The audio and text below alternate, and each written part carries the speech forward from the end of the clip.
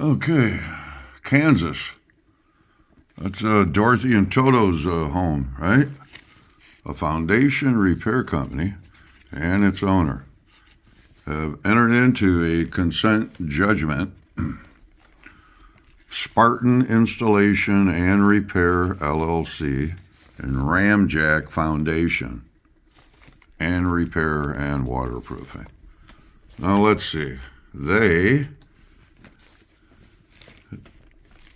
did not have a qualified master, did not have proper license, did not provide an engineering report, did not pull permits, and or did not call for an inspection on roughly a dozen jobs over about 12 months. Yeah, that shit happens all the time.